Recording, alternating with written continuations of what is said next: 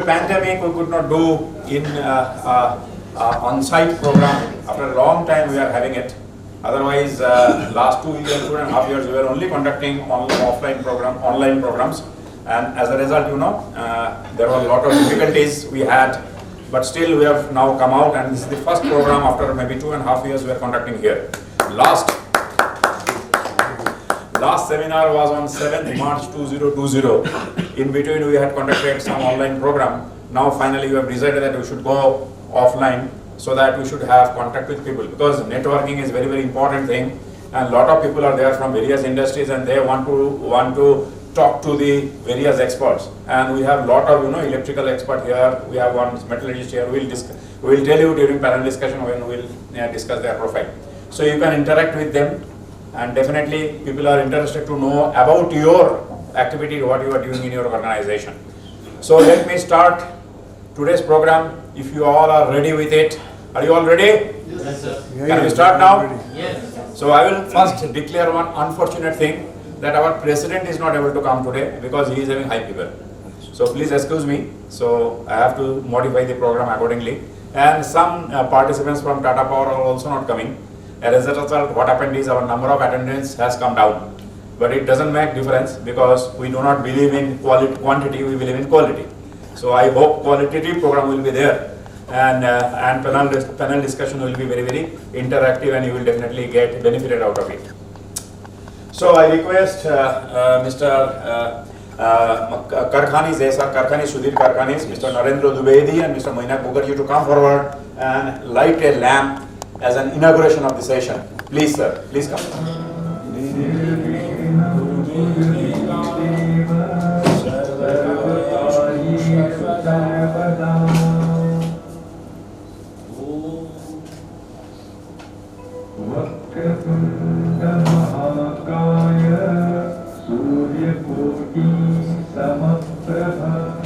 General Secretary.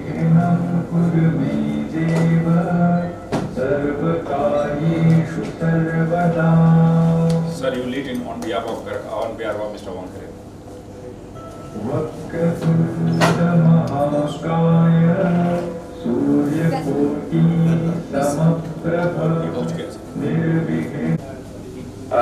Karkhanis sir, Mainak sir, and Dwivedi sir. So with you all of your blessing, let me start the program today. So as I told you, there will be some changes in the program. So first we will start with the panel discussion. Panel discussion will be on the theme, the seminar theme, safety and energy conservation as tools to care people, planet and profit. So I first request the moderator, Mr. Sudhir Karkhanis, who is formerly from Tata Power, L&T and MERC, to come and take your chair, sir. I request Mr. Dwivedi to come and occupy your seats.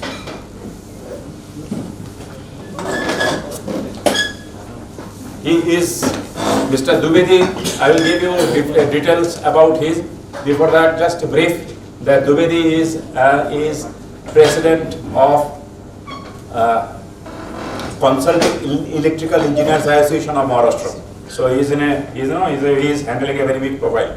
Now, Mr. Mainak Mukherjee, I request you to come and take your seat. Thank you. Let me introduce the panelists.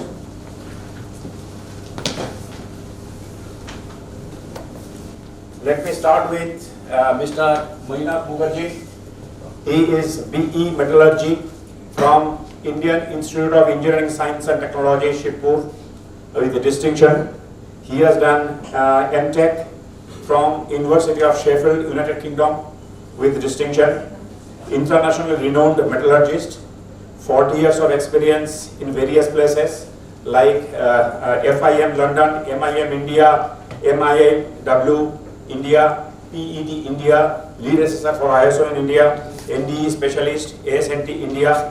He is at present lead metallurgist and welding specialist. He is also a freelance consultant. So let us welcome Mr. Mainak Mukherjee. He is a very known person in SOPEP, though he is a metallurgist, but in all SOPEP seminar you will find him here. Now let me introduce Mr. Narendra Dwivedi. Please have a seat, sir. Let me introduce Mr. Narendra Dwivedi. Mr. Dwivedi present position held is Executive Director of one company, SAS Power Tech Private Limited, Pune, Maharashtra.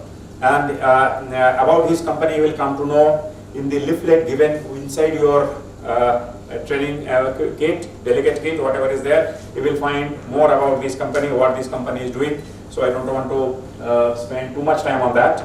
He is Honorary Secretary of Consulting Electrical Engineers Association of Maharashtra, and also he is member of Board of Studies of Electrical Engineering, SPP University Pune, formerly University of Pune. His educational qualification is BE Electrical 1981 batch from College of Engineering Pune, specialization in Power Electronics and Power System, Bureau of Energy Efficiency Certified Energy Auditor, BVQY Certified Lead Auditor for ISO 50001 Energy Management Standard. He is Chartered Engineer, Institution of Engineers, India, Certified ETAP User and ACU Trained Energy Auditor. So welcome Mr. Dwivedi for this panel discussion.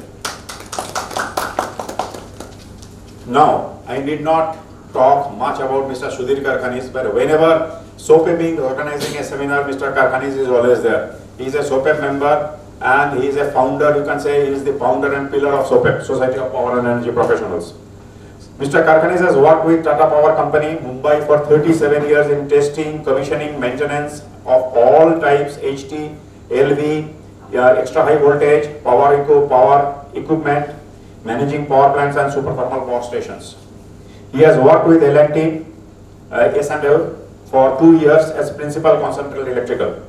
He has worked with MERC for 6 years as regulatory expert, handling tariff positions of power utilities, regulatory compliance, capital expenditure approval, compliance management, tariff regulation of renewable energy, renewable tariff, RPO and RPS compliance, distribution loss improvement, demand side management, state renewable policies, framing of orders pertaining to consumer complaints, adjudicatory matters, etc. He is also attached as visiting faculty to SKI Hyderabad, SIIB Pune, Somaiya Institute of Management Mumbai, Rachna Institute Mumbai and Delhi for short seminars and courses of electrical testing and commissioning, management of transmission and distribution regulatory matters, renewable energy, management of REC, power purchase agreement, etc. He is author of a book, A Guide of Electrical Commissioning, Management of Transmission and Distribution, several technical papers and national international symposiums. Now, about Mr. Karkhanis, in your folder you will find one book which he has written especially for SOPEP delegates. So you can know about him. It is the management of generation, transmission and distribution. Thank you, Mr. Karkhanis. I hope today's panel discussion will be highly interactive and all of you will gain a lot of knowledge out of this. Thank you, sir. Sir. Thank you very much. Hello. Yeah. Thank you very much, Mr. Ghosh, for this excellent introduction of the 3 panel members. It would have been more complete if you had introduced the participants also, because on this side of the mic there is a knowledge bank, as he has said, but I am sure on that side of the mic also there is a knowledge bank with so many people from the front lines who have participated in this. So at the outset, I would like to congratulate all those who have submitted papers for this seminar. And the reason is that you have handled the given subject in a very pragmatic way and in a very, very proactive attitude. That's most important. We are all aware of importance of safety. There's nothing new to be told, because since 1750, beginning of Industries Revolution 1, the safety has been foremost. Maybe not at the Industries 1, but maybe Industries 2 definitely. And thing is that everybody, as per the processes, as per the machines, as per the people, the safety has been talked about today safety is amalgamated with safety, secure, the HSE, that is health, safety and security, HSE. Okay. So, thing is that the management used to set the goal. Please have safety in all your activities. Now management doesn't say that. Management says take care. Take care is a step higher than safety. That's for simple reason. It includes safety plus satisfaction. Unless these two are together, real safety cannot be implemented. Management sets the goal and you are the frontliners who put the goals into practice. So you convert the goals into tasks. That's a great job that you're doing, and that's precisely what has come out in the papers that you have submitted. The paper from STP Bhusawal. Anybody from Bhusawal is there? No. That deals with the slurry pumps, which is a messy area. Those who have worked in power plants before, the slurry pumps is a messy area. Still, they have worked with it. They worked on that. They have achieved even the energy conservation of the compressors. So that's a great job. One paper from Tata Power about the use of ash into tetrapods. Ash is a very bad subject for any thermal plant, and that too in the Tata Power is not much, but in MSPGCL it's too much when the ash content is as high as 30-35%. So if the ash is used for making tetrapods, that will be a great invention, and I believe they have applied for patent also on that. Then Tata Power cable department has done great job. The sheath repairs, and then there are some other papers about audio warning when the operations are being done. That's also good. Then the cable pressure trending, the EHV cable oil pressure trending, everything is done. The graphs are automatically available. You know how it is going on. So all these things are they give you the sure suggestion that the tomorrow is already here. You are assisting, you are helping, you are converting the goals of an organization. Safety is introduced.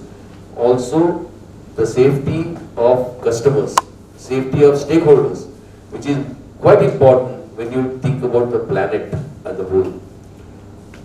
So, with I forgot to mention the NTPC paper. NTPC Kharegaon, anybody is there? Yeah.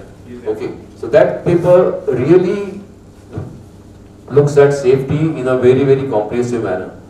The safety at working at heights. Apart from the safety in the processes, they have also tackled the safety for working at heights. Then for the road safety, so they have covered every aspects of safety, and it's really taking care. So we are coming around. Everybody is convinced that taking care is the thing of tomorrow, thing of today, thing of our life, and we have to go by that. So we have the panelists here who are knowledge banks, and to begin with, I would request Mr. Dwivedi to say a few words about this subject. Thank you and good morning. Good morning to all of you. Nice to be in a group of like-minded people who, organizers have really worked well in putting all these words together. This is what we tell our clients as energy auditors, that ultimately you will be in more profits if you practice both these things. So there is a economical driver for energy saving also, which is most of the time forgotten. So putting all these three things together is definitely a good thing. I will just share a kind of icebreaker with all of you.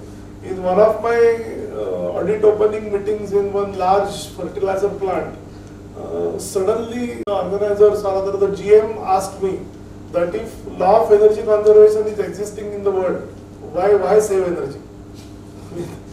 Basically, he had started with the energy cannot be generated nor it can be destroyed. Then what is the point in saving the energy? Now I had to explain all participants at least, or the members of their maintenance team and energy team, that energy conversion is important. You cannot sit near a coal and eat. You have to cook using coal. It's just a small example. You all are aware of this, But this is the level at which most of the private industries work at present, even corporates also. Energy has something to do with time. It is power into time is energy. Most of the time it is forgotten that in a 100 HP motor, if it is being used only for half an hour in a day, people try to save energy in it. So that is not done. A 5 HP motor, if you are using 24/7, 365 days, definitely a effort there saves energy for you. So such small things, when we practice, we come across. And training, according to me, is much more important as far as all these three subjects are concerned, because they are not taught in the fashion that they should be practiced in the colleges. Unfortunately, that's true. I mean, energy designs, all engineering disciplines teach design, but hardly they give any importance on optimized designs. You know how an energy efficient motor can be designed, you know how an energy efficient pump can be designed, but very little importance is given to forming a system out of these two. And we come across so many situations in factories where the energy I3, I4, I6 motor is also used, but still the entire system works at 23 or 25% efficiency. Unfortunately, all mechanical equipments have a very narrow band of maximum efficiency delivery point. So design also becomes very important. So that is one thing. Second thing is, just as an opening remark, I would like to talk something about safety and process continuity. See, up to industry, even 3, I would say industry 4. Now we are talking about industry 4.0, but up to industry 3, at least in countries like India, process continuity was not all that important. Process in the sense, lapse of production or things like that, because manpower is very cheap in India. In all foreign countries it is given maximum importance, but in India it was not given so. So now, especially as far as electrical safety is concerned, things have become more complicated, because you get hardly 500 or 600 milliseconds to save your system when there is any fault. And in that case, if you want to really work on isolating the minimum part of the system where there is a fault, then a lot of inputs have to be given for planning your protection system, planning your time coordination, planning your discrimination. All that has now become important. Till recently, manual processes were used for doing all that. Now a time has come when we'll have to go with the world and use simulation softwares and things like that for planning protection. Presently, we are working with Mumbai Metro as a company. By the way, I'm still a practicing engineer. I run the company and I have about 12 engineers with me, and I am on field most of the times.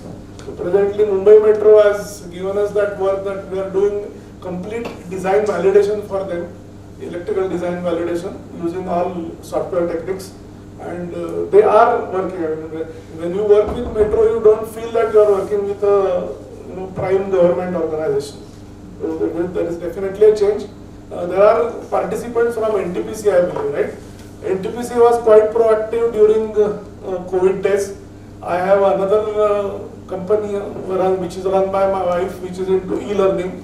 NTPC had selected us as a e-learning partner during COVID-1, and about I think 1,000 engineers participated from all their establishments, and the program was launched by their executive director, and lot of time they spent, and I used to interact with those who had raised some queries. There were technical programs and certificates also were issued to them. So that was a nice way of using those initial 2-3 years.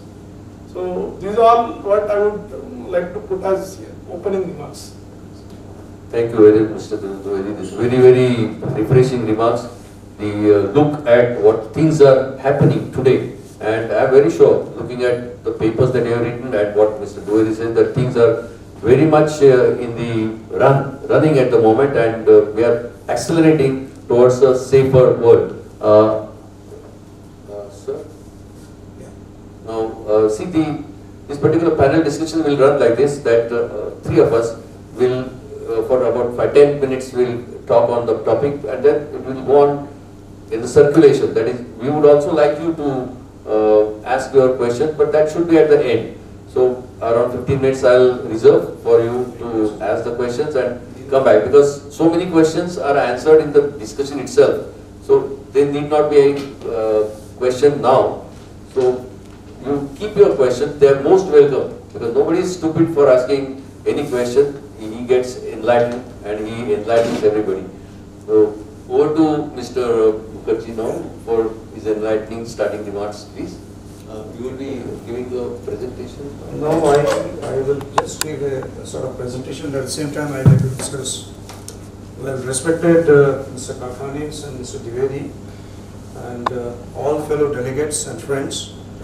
I am basically a metallurgist. I represent Lloyd's Register UK and as a principal metallurgical and drilling specialist. But I have travelled so many thermal power stations because of my work and of course the steel plants and many other places. I would like to tell you, this is safety and energy conservation as tools to care people, planet and profit. That safety, starting with the safety word, I have at least, I was just counted, I might have gone to about 900 industries so far. I am 74 now. But there is no safety in India. It's very difficult. Last week I had gone to Nilkant Concast Private Limited for TMT bar. Have you heard of TMT bar? Can somebody tell me what is a TMT bar? That is for concretizing. You know, earlier days we used to go for the plain rods which used to put inside the concrete. After that, the twisted thing has come. After that, now it is the most recent is called TFT. It is called thermomechanically treated bar. So there is a thermal working and there is a mechanical working. So it is called thermomechanically treated bar. And there is a furnace, electric furnace. There were 3 induction furnaces and all that. No safety. I had to climb up. There is a rolling mill. There is a Thermax quenching system given by Germany and all that. Very badly kept. But somehow they are maintaining the quality and all that. And that is the Indian approach, which I like to say that safety.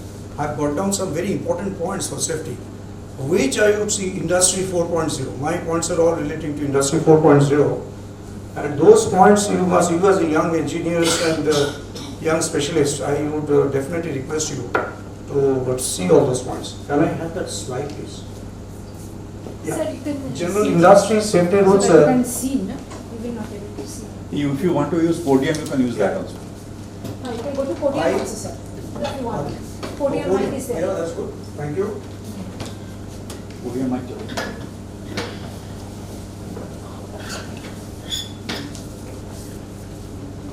Hello. Hello, can you hear me? Yeah. Treble, please. Treble. Hello. Hello, check. 1, 2, 3, 4, check. Fine. So I, based on my industries, and this is of course some documents which I have taken from Lloyd's Register, because we have to be in a confined space, how to work on a confined space, how to work on a steel plant, how to work on a thermal power stations and all that. So from my experience and a little bit of guidance I have taken from my own organization and their safety behavior systems. These are the points which I would like you to kindly concentrate. Your safety is your personal responsibility. Always follow the correct procedure. Never take shortcuts. This shortcuts is a very important thing in India. Everybody takes shortcuts. And there are so many accidents and all that. Take responsibility and clean up if you made a mess. Clean and organize your workspace. Ensure a clear and easy route to emergency exits. Very, very important. We do not know. We go to many hotels also stay. There is no particular aligned emergency systems are there. Industry is very, very important. And especially, I used to go to rolling mills and all that. The entire power stations, all the motors and all that, they are below the earth. And there's a motor room and all. I do not know if something happens there, how to escape. Many, I had gone to Bhilai steel plant, I had gone to Rourkela steel plant, and Bokaro steel plants and all that. They have all done that, but the emergency exit is not there at all if something becomes a problem. Very difficult. I as a metallurgist, when I used to go for checking something, I used to scare that if something happens, how to go. Be alert and awake on the job. Next page. The requirement of industrial safety is to prevent any kind of incidents resulting in the accidents causing loss of life and permanent disability of the employees in the organization, damages to machine and materials causing organizational losses. Today, energy conservation plays a big role in industry. So that was the point I just wanted to make. I was told that time is very limited, but these are the points of safety what I have covered. My request to you, kindly look into these points, because India, when we are working as an engineer, is very unsafe, very, very unsafe. I had gone for a blast furnace expansion at sale at Burnpur just about 5 years before. There I had to go, and that was erected by Korea. But even then, there you had to climb up almost about 25 meters and on a run, and there is no safety there. So I was very scared to go up and do some of the inspections and all that. So today, so after the safety and now highlighting on energy, today energy conservation plays a big role in industries. Energy conservation not only has a positive effect on the energy efficiency, but also implies a reduced use of energy sources integrated with the recovery of the waste energy. This is very important. That is a profit. If you can reduce the use of energy sources integrated with the recovery of the waste energy, that is the modernization program. Many of the places we do waste heat recovery system, and we try to modernize so that the energy is reduced, and that means that is a profit. The fundamental that profit, taking care of the people, profit, and Planet. and what is the next? Planet. And planet, yes. Next. Provision of the opportunities, this is energy conservation. As I felt, provision of the opportunities to decrease the specific energy consumption. So decrease the specific energy. Provision of good practices to utilize energy sources more effectively. Provision of good practices to recover waste energy, that is basically heat and gas. I am meaning here thermal power stations and all that. We have a lot of gases on the stack, flue gases going out. The sensibility is about 600 to 700 degrees centigrade. Those heat we can absorb and divert in a proper way. 600 to 700, can you imagine? I have seen stack which is going 1000 degrees centigrade. The chimneys become red, hot red. Nobody cares. Nobody cares. So provision of good practices to recover waste energy, heat and gas wherever practicable. To enable the plant management to develop plans for plant energy intensity reduction. Plant energy intensity reduction. To use benchmarking techniques for prioritization of investments to maximize the energy conservation and adopting good practices with the biggest impact. It's a very important point for the managers, for the budding managers, that when you invest something, you think it very rationally that what kind of modernization you are going to do. Like Mr. Karkani was telling about ash. Now 35% ash is a very, very big problem. It will give you TB. I worked in Vilay Steel Plant as a surveyor, and there is something called sintering. And during the making of sintering, it is called a TB plant. And they get extra benefit out of that. The incentives are more because the life expectancy will be much less compared to a normal life. So they are paid. And people are working, that is the Indian style. But nobody thinks that how to take care of ash content there, how to make it a sintering plant better so that a man working in a sintering plant should have the proper life like a normal man's life. Several approaches for conservation energy. These are important for you. System approach, monitoring approach, energy balance approach, optimization approach for a generation and usage of byproduct fuels. Byproduct fuels, important. Energy audit approach, waste energy recovery approach, approach to select cost-effective energy mix, energy management approach, automatic control approach, approach of investment to energy conservation equipment and technologies, and energy benchmarking approach. Next please. Improvement in the energy efficiency and lowering the energy intensified, resulting into substantial cost saving, and that is the profit part of the main topic. Decrease uncertainties and reduce exposure to fluctuating energy costs. This fluctuating energy, even in many electrical systems I have seen that is a perpetual problem. The fluctuation that costs energy, and that is increasing, there is losses. So we have to see how to stabilize the fluctuating situations in the electrical industries and also thermal power stations and all that. A lot of fluctuations. Pick up, pick up. Decrease uncertainties and reduce exposure to the fluctuating energy cost. Disciplined working resulting into increased product quality and improved process productivity. Reduction in the environmental emissions, very important, environmental emissions and improved compliance of the environmental norms. Here only the ash content, the sulfur content, we use coal pulverizer, coal gasification plant and all that. So a lot of sulfur is going on. Nobody thinks about the sulfur, how to desulfurize, how to balance, how to do the energy balance, how to optimize that sulfur content so that sulfur goes to air and if we inhale, what is the result out of that. So emissions and improved compliance of the environmental norms. Optimization of the purchase and consumption of all types of fuels and energy inputs. Provision of an efficient system for comprehensive management of all major energy flows within the industries. This is very important, the provision of an efficient system. Can somebody tell me here, this is a very comprehensive management of all major energy flows within the industries. If you go to a steel plant, because I'm basically a steel plant man, while they make the coke and the coke oven gas, that gas is carbon monoxide and C3H8, C4H9 and all those, and they store it in a stove, and from that they supply to all, like your steel making in open earth furnace or ALD furnace, it goes to the heat treatment shop, it goes to the rolling mill. So the answer, the provision of an efficient system for comprehensive management of all major energy flows within the industry.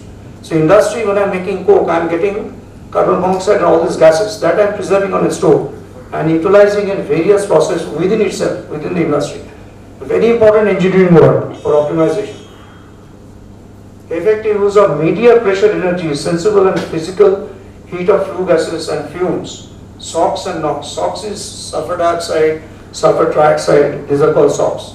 NOx is nitric oxide, nitrous oxide and all that. Highly injurious, highly damaging. Thermal power station. Next. There is one more. From the thermal power station, steel plant, coal gasification plant, coal pulverizer, high amount of sulfur in the air through the flue gas desulfurization system. Also trouble faced by high ash content by the use of coal, leading to high particulate content in the flue gas, bringing air quality index very high. Nuclear energies, I've been to some nuclear applications also. The nuclear energies are emitting high radiation causing harm to plants, trees, animals, fish. You must have remembered that Fukushima affair in Japan, where they have made it, and most of the abroad, of course Japan, nuclear energy is almost about 45%. And the remaining is thermal power and hydropower and all that. 40% is nuclear energy. So any waste of nuclear energy they are putting inside the sea. But when you put inside, that is why the plant is also by the side of the sea. But when you put that in the sea, what will happen to the aquatic animals like fish and all that? Very problem. I remember after the installation of Fukushima plant, 2 years, Japanese could not able to sell fish. It was banned in that country. So nuclear energy is emitting high radiation causing harm to plants, trees, animals, fish and human beings. High rate of pollution created by SOx and NOx are very harmful, damaging the planet Earth. Thank you.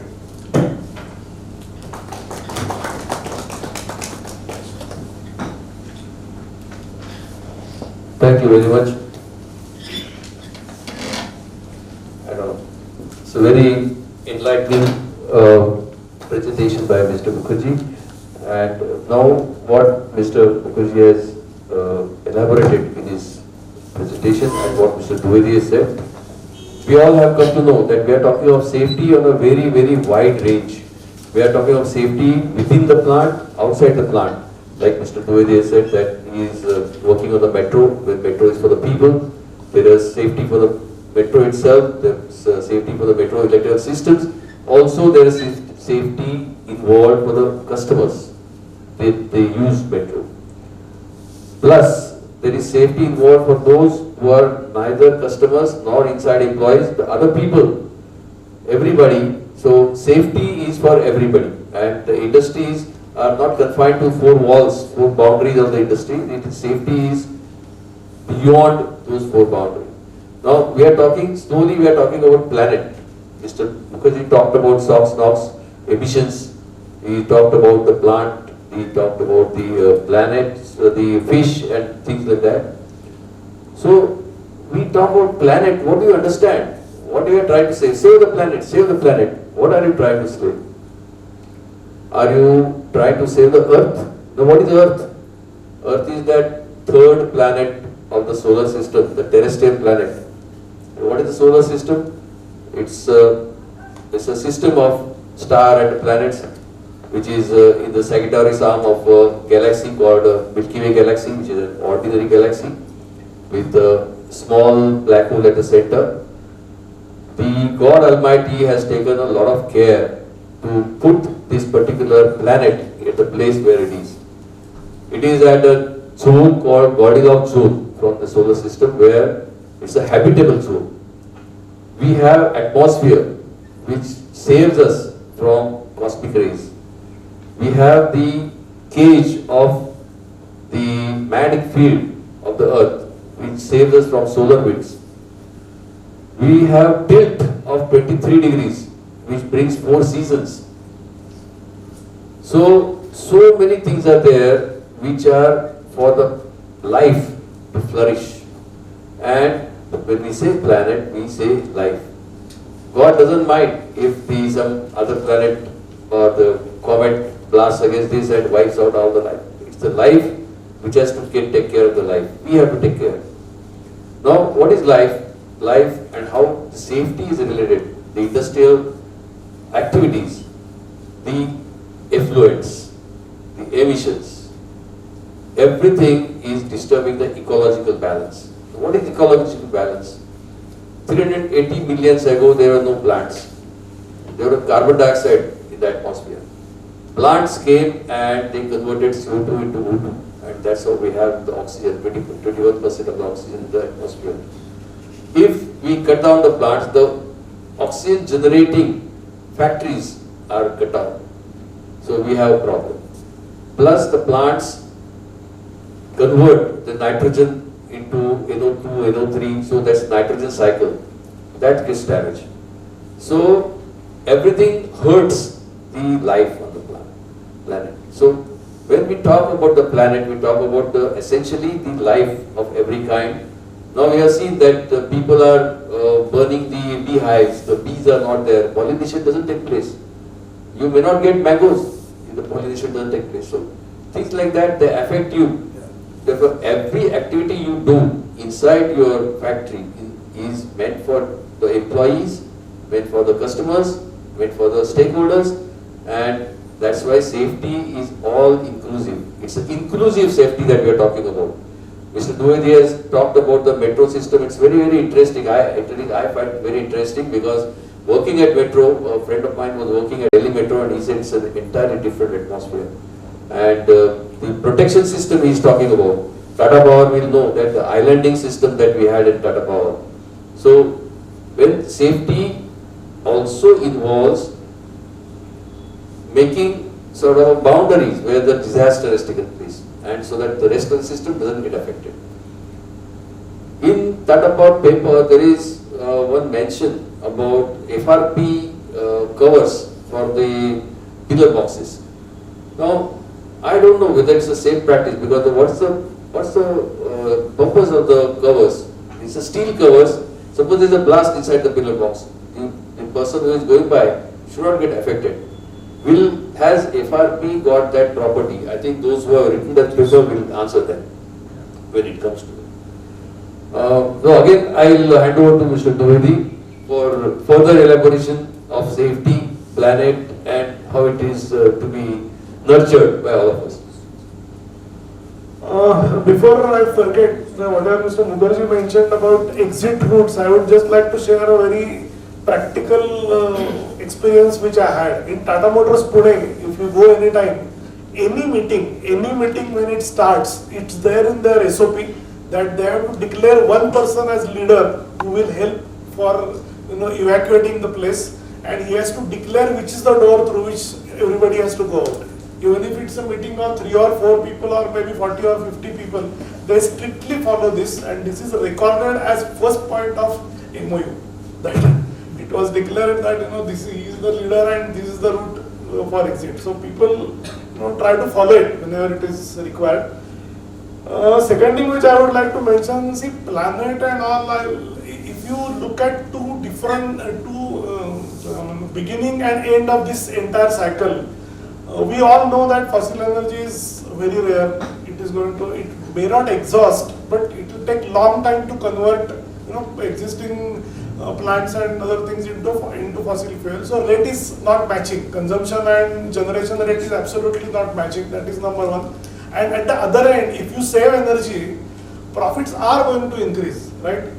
So instead of looking at it in a very complex manner, if we just concentrate on increasing profits by reducing energy consumption, all other thing is going to follow automatically. It will not happen that you spend less energy and still global warming or global cooling, whatever is happening at present, will still continue. So the question is, if you really concentrate on saving energy by various means, all other things are going to follow.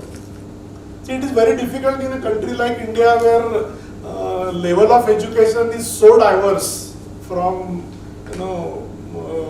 PhD or a scientist in a large institute to a small worker who is working in any industry or there is a lot of diversity. So teaching them all this becomes very difficult. If I start talking about planet in front of, let's say, hospital facility management people, they simply don't understand what I am talking about. That is the second thing which I wanted to mention. Third is, we work with lot of private industries also for energy conservation. The experience is, when left to them, they are not ready to accept so many things because they look at it only from profitability angle. Suppose you take case of a pharmaceutical industry, the cost of energy in their total profit and loss account is not even 1%. Although they are energy guzzlers. I mean, any Lupin or big pharmaceutical industry you take today, their maximum demands are in the range of 10 to 15 MVA for their plant. So they consume a lot of energy. Presently, there is absolutely no control on them. When we talk about 25 to 30% saving in energy in a pharmaceutical company, during last presentation, their CFO will come into picture and he will say, please add my, suppose I am going to take, let's say, 15 days shutdown for implementing those energy saving opportunities. He says, add my 15 days profit into your payback calculations. So then it becomes completely impractical. So unless there is a statutory pressure, in my suggestion and dream that before I really stop working, some modification, statutory modification should happen in India where every energy consuming industry will have to file a return. Correct. Like GST or maybe income tax return. We all see that just because there is a cluster of chartered accountants in our community, 50% people try to follow the rules, at least, if not all. There is absolutely no control on this as far as energy is concerned, which is a further rare commodity. I mean, earning money is anyway possible by various means, but creating energy is absolutely not possible by any unwanted means. So, a country like India, maybe statutory things will have to fall in place. God knows when it will happen, but it is required. Only then it will be possible. In the process, basically, energy guzzlers are, getting a rescue. BE today says that only PAT-covered people are, answerable to Energy Conservation Act. Act we have since 2001. What is the outcome? Those people who are already into competition, I mean, any power plant cannot generate energy at extra input cost because nobody will buy the energy. Cement, steel, if you take, most of them have gone into backward integration, they generate their own energy. If I use 4 rupees per kWh for my cement plant in the cement manufacturing and somebody else comes with 6 rupees, nobody will buy it. So they already have gone into all that. 60% of energy, which is as per BE documentation, used by private industries, there is absolutely no control as of now. So, I as an electrical engineer, I always try to blame mechanical engineers for that. If there are any, please excuse me. But very little concentration is given on design optimization while designing systems. Systems work. Unfortunately, mechanical engineering, the things are, HVAC system will keep giving you, whatever output you want and comfort you want, but maybe at 30-40% extra cost. Unnecessary importance is given, all of us are engineers here, so I can probably take that liberty. Unnecessary importance is given to architects while designing the projects. This is our experience as electrical consultants. Clients mostly listen only to them, and our architectural courses have very little exposure to engineering. So so that also is another point which I wanted to make. So planet will automatically become good if we try to conserve energy, either imposed on us legally or voluntarily. Both options are available with us. Thank you very much. You have noted just now how interestingly Mr. Mukherjee and Mr. Dwivedi are talking about the same subject and in the same aligned fashion. He is a well-known metallurgist. This gentleman, Mr. Dwivedi, is a electrical consultant. But they both are talking about one thing, that the safety standards are not very high here. The safety standards have to come, and the reasons they have said that there is one eye on the profit. That is not right. Second thing both are talking about is that the energy conservation measures have to be in place, because the energy source is not unlimited. The fossil fuels, we are depending on fossil fuels, coal, and that is interestingly the fossil fuels, that is the coal, gas and oil, all are in short supply. The costs are going up. Brent crude today the price is $120 a barrel. The spot prices of gas $30 per MMBTU. So that's pretty high. So as compared to that, our Gondwana coal is much cheaper. So we are coming down to the coal for every industry. But still, that is not unlimited. Mr. Mukherjee sahab is working on hydrogen fuel. Maybe that's the reason. That's the answer for tomorrow. But all said and done, the fuel is limited everywhere. We have to conserve fuel. One interesting topic Mr. Mukherjee says is the plant energy intensity reduction is necessary. And I will be happy if we can elaborate more on this point, sir.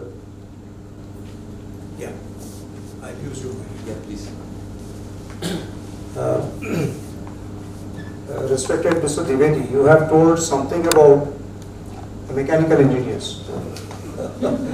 I worked in a project department in Gaskin Williams, which is a British organization. 74% was a British share. When I am given a task of doing a project work, first of all I was told it has to match with the Indian work environment, Indian price and all that. And so I am limited. As a graduate engineer, when I read the literature survey and all that, they got the best design, and our engineering brain is so much. And it is not much of, the currency problems and all that, it is not very losing proposal and all that. But somehow the management did not agree for that. I will tell you my personal example. I worked in China at Shanghai for almost 5 years in JPMC, which is the world's largest bridge and train manufacturer, port cranes manufacturer. So in India, when I go to Lassetu as a pressure vessel expert, everybody, the design constraint that it has to have at least 20 years life. When I go to Shanghai and I said that I'd like to make this, say this particular pressure vessel is for a methyl alcohol, a generator for a methyl alcohol. And then I said that it has to have about 15-20 years life. I said, no, do not do design in this way. I will give you 5 years guarantee. And after the 5 years, automatically you will see it starts falling. But those 5 years is very good, but the cost is maybe 1/4 of that cost of those 20 years. So these are the engineering aspects, we must look into that. Now India is very heavily designed and exploring all exotic materials like titanium, like stainless steel, like duplex stainless steel, and like 17.4 pH stainless steel. They are really not required because when I went to China and seen, and they are 50 years ahead. And I have stayed in that country for 2 years, 3 years I stayed. And they are very, very advanced. They are very advanced. And they are going to this kind of thing. They will design for a design life of 5 years. If you ask them 15 years, they say, no, I will not do that. I will only give you 5 years. And after 5 years, there is a little business tactics also. After 5 years, you have to go to him. and he will make he will make another project which is maybe slightly costlier on that. And well, intensity reduction, I will tell you my own experience that when I was at Bharat Forge, I was working as a works manager. There is, the Britishers has given us some furnace which is a normalizing, hardening, quenching and tempering all at a line. And the kilowatt hour per ton we have calculated that was roughly coming about 240 kilowatt hour per ton. Then I was given a project how to reduce it. It was really colossal losses and all that. And there in the Pune heat rate, I was in Pune at Bharat Forge, there was a heat treatment plant at the Pune heat treatment organization called Pune Heat Treatment. They had given about 85 lakhs, not 85 lakhs, it's about a crore. And they had given 6 furnaces this side and 2 furnaces this side, and there's a rail, and there is a car, and the car is going only one man. And then one man is opening the door, putting inside the material, turning that, taking out that material from this furnace, and that has given us almost about 40. That same normalizing, hardening and tempering, that from 240 kilowatt hour per ton, it has come to almost about 105 as per calculation. So this kind of reduction, and this is not now, this I have done way back in 1984. So if we can do that in 84, now there's a lot of digital things have come, a lot of PLCs, programmable logic control systems have come. Those can be employed now to further reduction of energy. And we can think about all those. Thank you. Just a minute, if I can. Yeah, something. please. See, basically,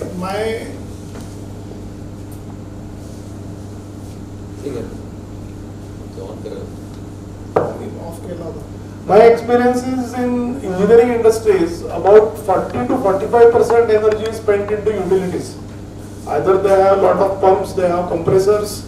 During audit, when we convert these utility expenses into rupees, the management and operating people who use those utilities for years together, they simply get shocked. There is a cutting tool company in Pune which we are auditing every 4 years. Their connected running load is something like 7.5 megawatt. When we told them that your compressed air consumption in terms of rupees every day is 2.5 lakhs, then they came to know that how much compressed air we are really using. So as far as utilities are concerned, what sir was saying is basically related to process. As an energy auditor, we don't concentrate more on processes because when we go there, we are jack of all and master of none. Because as energy auditors, we don't understand processes very thoroughly. But 60% energy, if you can really control by controlling specific energy consumption. See, for all these utilities, you have either KW per TR, you have KW per CFM, all these benchmarks are existing. And most of the places you find that they go haywire. They are absolutely not controlled. Anytime I see at some location compressed air is not sufficient, I just add another compressor. I don't look at whether I can have same thing again. And in these areas, continuous monitoring, continuous improvements, all that is always possible. If you adopt certain standards, obviously there will be some pressure as far as corporate groups are concerned. ISO 50001 is a very good solution for that. You can keep monitoring, and any ISO is continual improvement, you all know. So all that follows. But the concern by mechanical engineers, I was mainly referring to designing utilities, where we find lot of energy wastage. As long as it fits into profit and loss account in top management's calculations, just they don't bother. Initial investment of maybe 20% more can get you energy efficient equipment also. So that is not even looked into by largely cash-rich companies. There was a software company in Pune who was using their 20 years old UPS systems and running load on UPS systems was something like 5.5 megawatt. It was a big software company.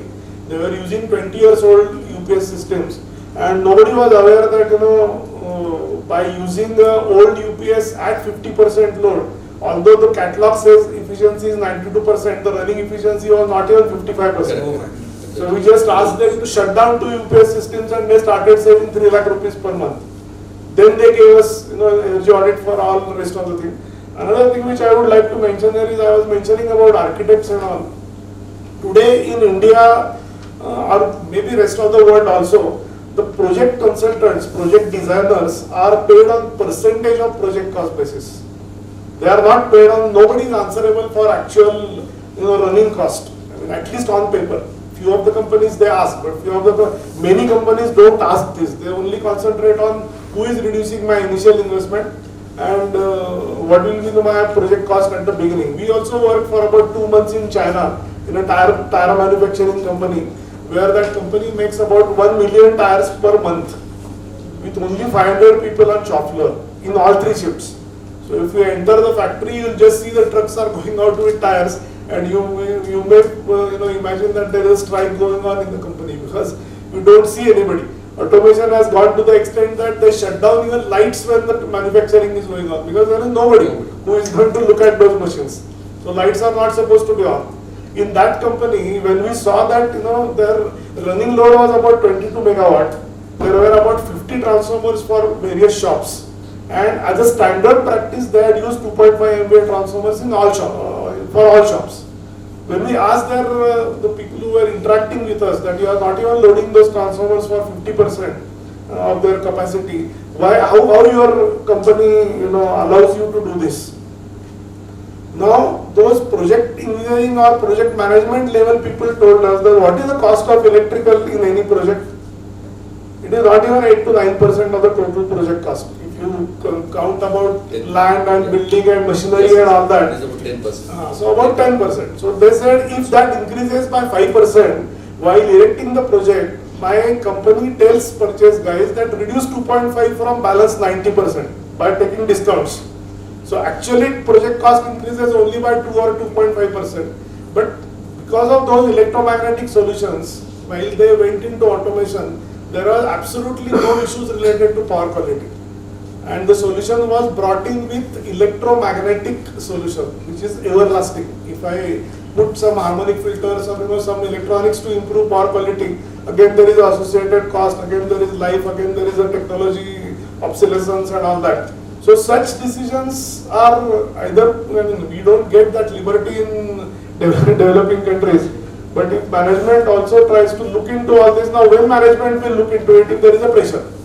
If you go to Dubai today, if you file an application for starting a hotel and take a approval for hotel building, next office you have to go in the same building and take a stamp how much kWh energy should be given to you.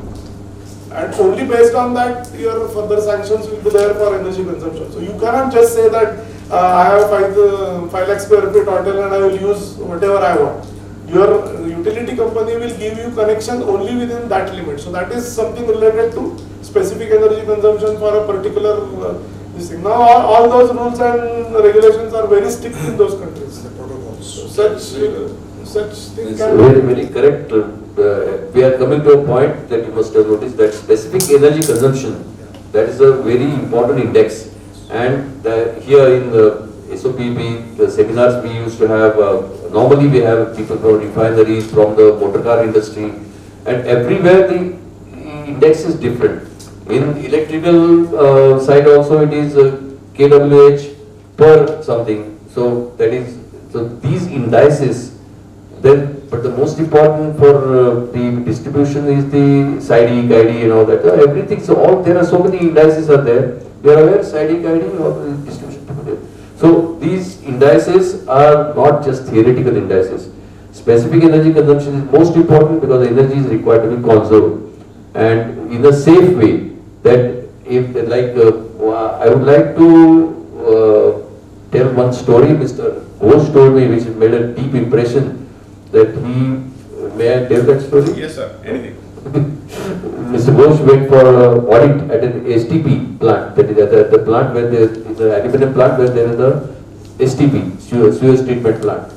Then when he made the audit, he asked who is in charge here. So one guy came, who are you? He said, I am the environmentalist. I look after all these designs and how this was done.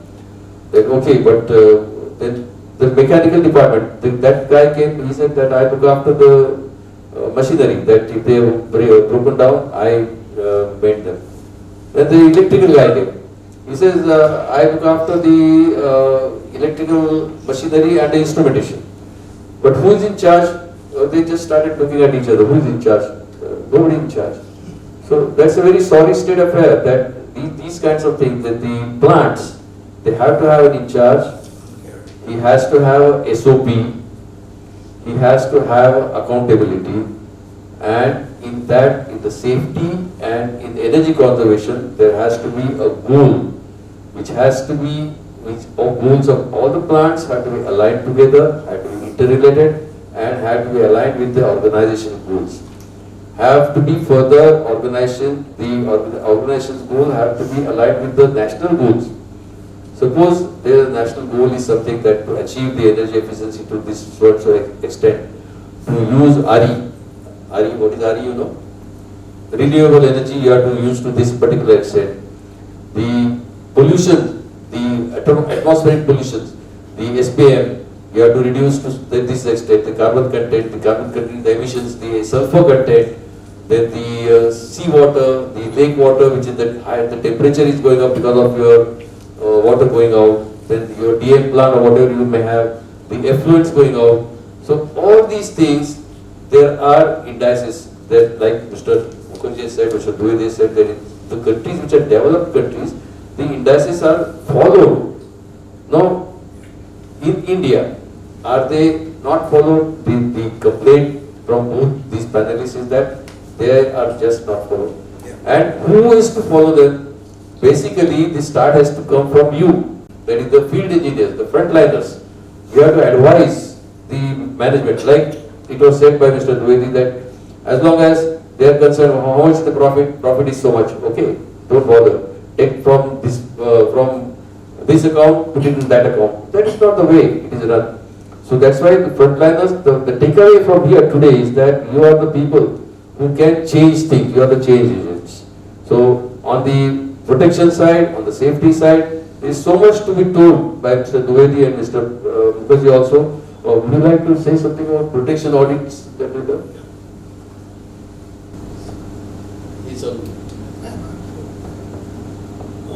Unfortunately, as far as protection side of electrical engineering or electrical safety is concerned, there is a big, huge gap. People start talking about load current when they talk about fault protection. So hardly anybody understands that it has got load flow analysis, short circuit analysis, relay coordination, all this is taught in colleges. If I ask a fresh engineer also today what is Newton-Raphson method, he simply looks here and there. I mean, he doesn't understand anything. So this is what is the state of affair as of now. Breakers and all, I mean, I have seen worst conditions where about 2 to 3 MVA main LT panels are being manufactured from scrap panels bought from scrap market. No covers. I mean, this is the state of affairs in India, and there is horrible. I mean, he was talking about organized sector steel plants. There is another class manufacturing TMT and all that, which is a particular community in India. Let us not go into those details, where profit and cash business is the only strategy which they follow. Their safety is absolutely not bothered. I mean, I have experiences where a burnt person was thrown into furnace and no evidence was kept behind as something happened in the plant. Some money was sent to his hometown in Bihar and the thing was closed. So such things are happening as far as safety is concerned. Protection coordination is a very technically involved electrical thing. You have to do a lot of vector calculations for that. After that, you have so much of variety in protection equipments now. Every breaker can give you so many releases, and various relays are available. With numerical relays now, things have drastically changed. Still, colleges keep teaching electromagnetic relays, which is bad. I mean, I'm a member of Board of Studies in Pune University. People still talk about that great subject which is EMMI, in the electrical measurements and measuring instruments. I simply go and tell them that there is a motor inside each whatever meter or relay you talk about. Two torques interact with each other. Whenever they are equal, the pointer stops. That's all. Use holding. So the holding measurement book. So this should be taught only for 1 hour today in electrical engineering, whereas whenever they come on sites, it's all digital now. So they teach A to D converter in college, but in electrical engineer doesn't know whether analog to digital converter is used in electrical engineering. He doesn't know about that.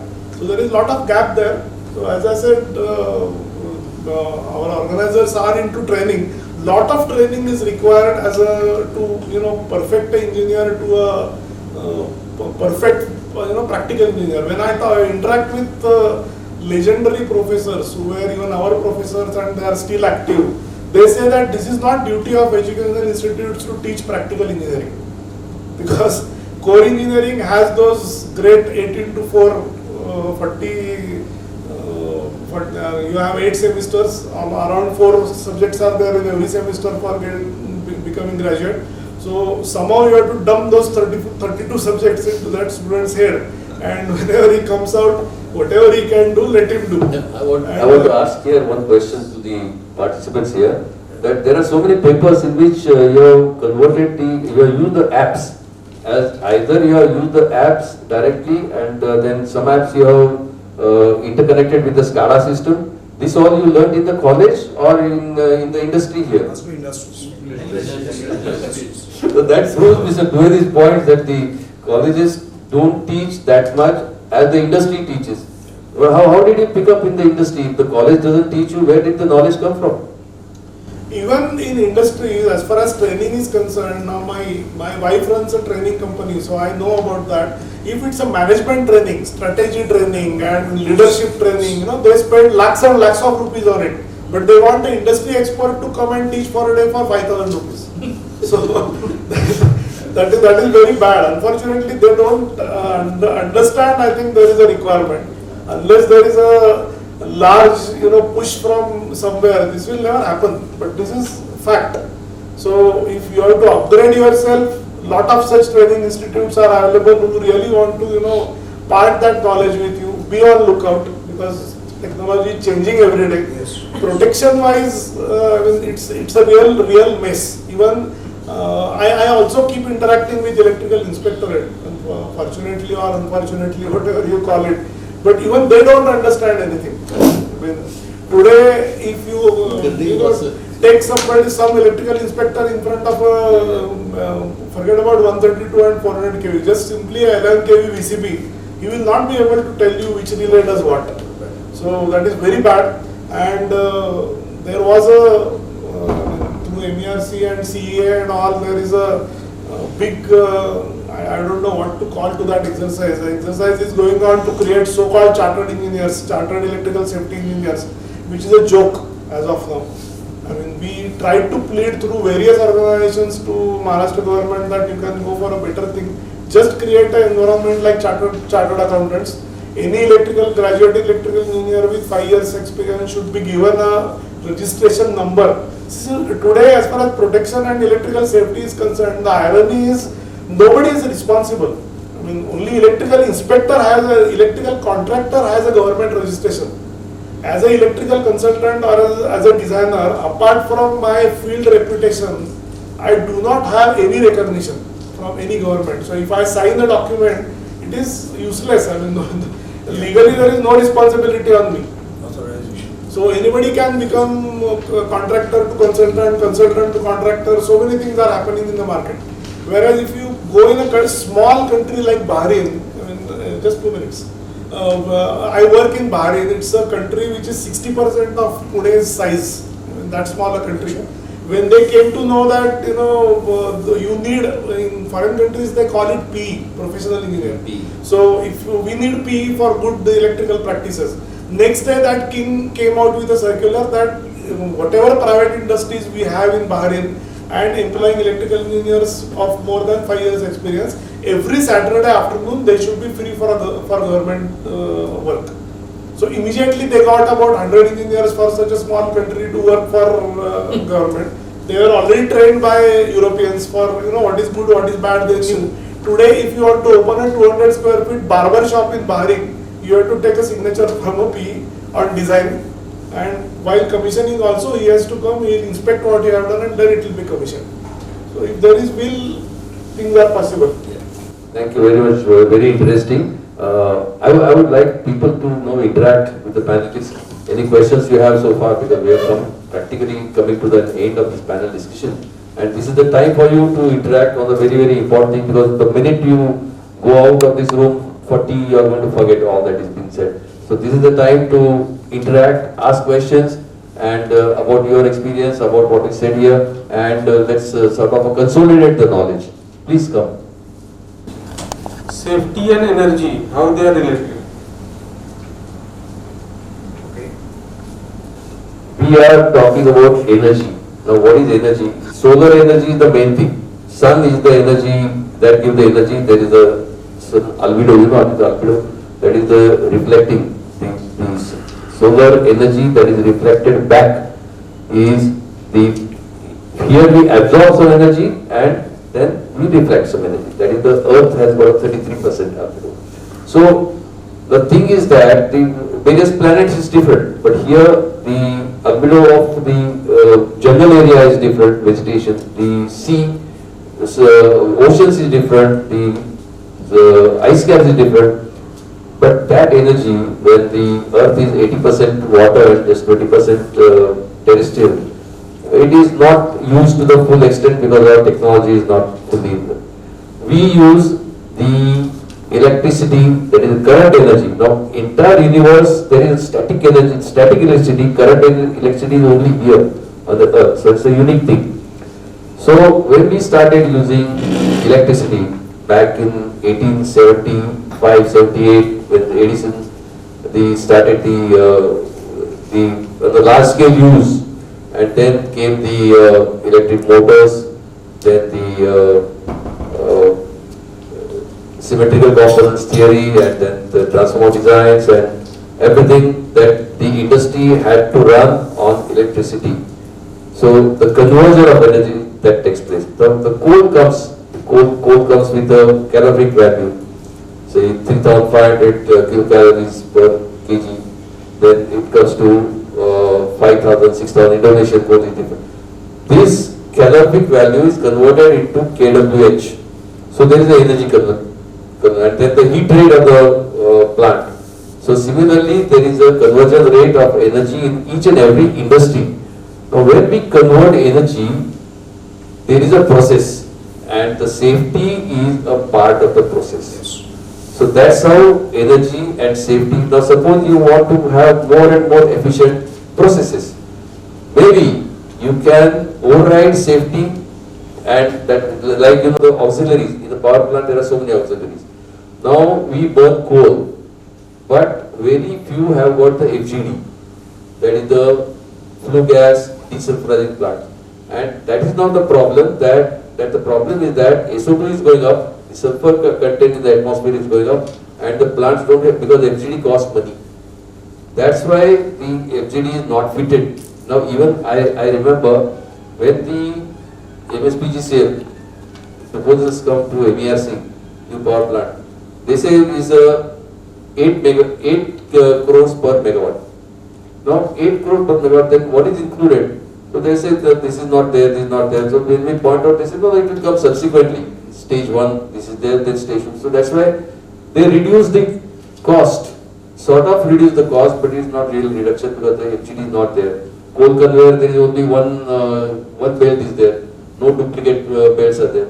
So safety is bypassed. Even protection relays, when we have line 1, the main 1, main 2 protection. I have seen in Sweden that main 1 protection, main 2 protection are in two different rooms. They use 2 different battery systems. The trip coils are entirely from 2 battery systems. So there is it's an extreme this thing of the safety. Here we have got much lesser. Like we said that the 11 kV circuit breakers. Now the circuit breakers have got 5 compartments: the bus compartment, the cable compartment, the switchgear compartment, then the relay compartment, and where the external cables are connected, control cable compartment. Now there are IEC rules for that. How many switchgear manufacturers are following that? How many people are aware? Now when we talk of switchgear manufacturers, this is only branded. What about the small time ones? They are not following maybe. So safety and energy, there is a bypass. I mean the safety is bypassed. when the energy conversion takes place. That is the relation between the safety and energy, sir. I was just joining with the same explanation what Mr. Karpan is. Your question was safety and energy. So suppose there is a thermal power plant where we like to have electrical energy, but it's basically coal based. Now, so when we are burning the coal, that desulfurization, the ash content, all that what we discussed, they are coming. So we must take care of them so that otherwise they are unsafe. Okay? On one hand you are getting energy, but you are not stopping the desulfurization, you are not stopping the ash content and all that. There is a very unsafe area. So that is the relationship. There are solutions like that coal, you can wash that coal so that sulfur ash content can go and then you use that coal for the thermal power plant. It's no problem. So safety and energy they are related. But that bypass is important. In Indian situation, as you emphasize on bypass, people are not doing that washing. They are straight getting the coal from the collieries and all that and putting inside the thermal power stations, and all those obnoxious SOx and NOx, all those gases are coming out. They don't feel about the human life.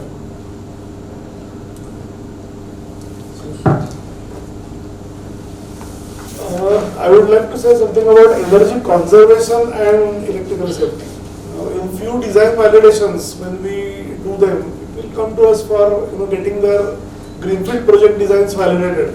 Now, suppose in a plant I can reduce a transformer capacity from say 3 MVA to 2 or maybe 1.5 by optimizing their utilities. Then obviously I reduce the fault level at the secondary, and safety is part of it. So controlling reduced fault level also helps you in controlling it more safely. So energy conservation will definitely reflect into this. Most of the time people are under the impression that energy conservation will increase cost of the project, but our experience is exactly 180 degrees opposite. There was a project in Mumbai where 150, 700 people were supposed to sit in a premises for some KPO or BPO or whatever, and earlier they had a similar setup there. When they gave us for validation for the next setup, same mirror image was supposed to be created. We could recommend about 55% saving in energy, which actually saved about 40 lakhs of capex, and which could have been, they used it for somewhere else. But again, electricity bills, electrical connection, everything went down. As I said, everywhere it is boosted by designers, basically because while designing you get your design fees based on percentage of project cost. So instead of that, if people go for Apex plus Copex for design fees, then things probably will be more attractive. Unfortunately, things have started going away. In Pune and Mumbai area, if you have 22-storied commercial building now, people are talking about per square foot design fees. So people will be going in some other direction now. When my career started, design fees used to be 3 to 3.5%. Now people are even ready to do it at 0.5% of project cost. So then there is no way for me to increase project cost. Nobody understands. 10% का 11% हो गया तो किसी को कुछ problem नहीं है. Nobody understands at that point. But my fees are increased. So energy conservation definitely can help in improving safety. Plus maybe if you want to spend something more to get better safety, you will have funds. Suppose project cost is fixed and you save on other capex, you can spend more on sophisticated safety systems. That is also possible. Any other question?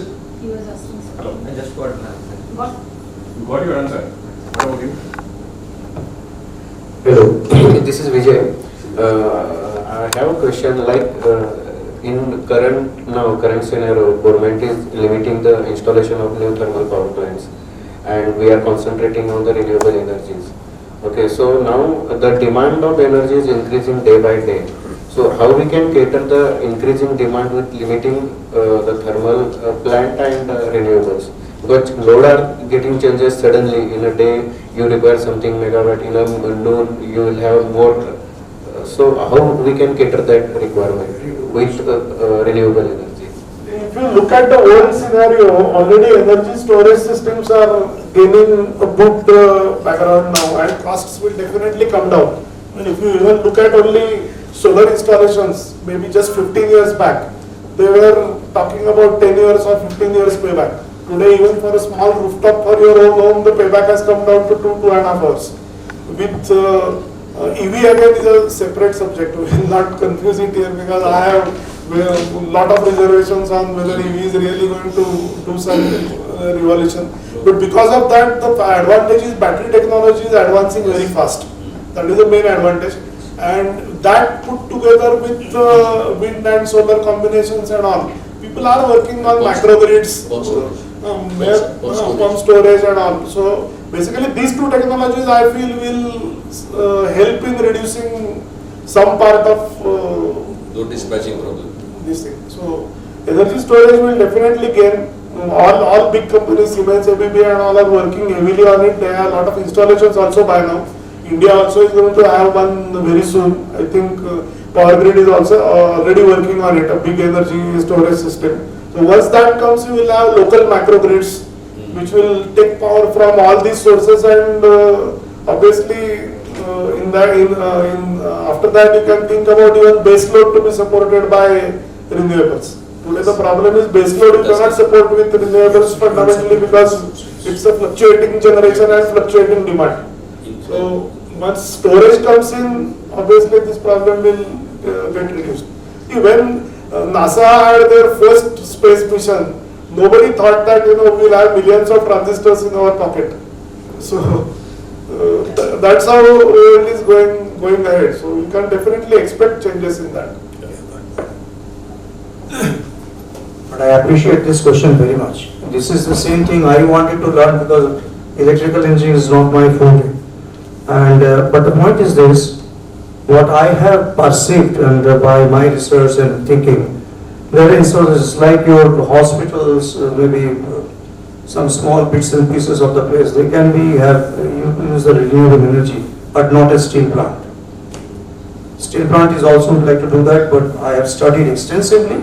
Renewable energy cannot be used for, cannot replace the steel plant kind of power what they would like to generate. They have a captive power plant. They have to have a captive power plant. So we have to work on that. How to have a renewable energy to replace a captive power plant. A very good question. Thank you. Thank you very much. We are coming to an end because our time is getting over here for this particular panel discussion. I thank the panelists, thank the participants for a very nice interactive session. Thank you. Thank you. Sir, before we close down, can I say something? Yeah, of course. Because my name came into this panel discussion, that is why. Number one, first I will talk to you about the difference between safety and energy conservation. What I understand is very simple language. Energy wastage, any wastage is a waste, right? Anything waste. Energy waste is also waste. And direct deflection of energy wastage is heat. And heat has a direct relation with safety. So that is the main relation between the energy conservation and safety. So far, I was discussing in the morning with Mr. Dwivedi also that whenever you use this word management, immediately you get a special incentive in the training program, right? So the moment you say engineering, naturally, as he said, the fees will be less. But if you make it as a management, if you say safety engineering, the faculty will get 5,000 rupees per lecture. If you say safety management, the same faculty, same topic, the faculty will get maybe 20,000 to 25,000 per session, right? And this is fact. And Mr. Karkanis told about a story of mine while what I experienced in an audit. It was happened very recently in March only, and it was a part of a mines, and the mines was in Orissa. It is a chromite mines, and what I found is in the STP plant there is no owner. But when we gave an NC, non-conformity, saying that roles, responsibility and authority of the person should be clearly defined, the MD came in picture. He said, no, you cannot write this. See, it's as if in my plant the role responsibilities are not there, that is cannot be acceptable to me. So I had to drop that point to please my client, right? Second thing about these Mr. Karkanis and Mr. Dwivedi was talking about the electrical measuring instrument, right? I am really fortunate because I joined in engineering in the metallurgy. So very first few months, I have not learned electrical measuring instrument and modern physics. These are the two electrical subjects were not taught to me. What I was taught is applied geology and mineral beneficiation, two metallurgical topics I could learn.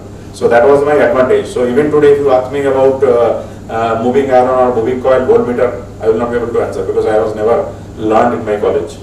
So these are the small thing I wanted to tell. Another thing is about the energy intensity. So is one of the, see, if you go for energy management system, especially ISO 50001, your entire audit system moves around the energy intensity. So it is something already there in ISO 50001. And those who have undergone this, they are very much aware of this. So these are the small points I wanted to supplement in this panel discussion. Is it okay, sir? Yes. Okay, fine, sir. Thank you very much. Wonderful. Thank you very much, sir, for an enlightening discussion we had. Now let us move to the next program. So I request you, sir, you can take your seat there. So let us start our technical paper presentation session. To give honor to Indranil, but I must say that behind the screen, we must also give honor to Mrs. Ghosh and Indigo who's sitting there. His wife is missing, she is also part of the Honors and Winners. Thank you.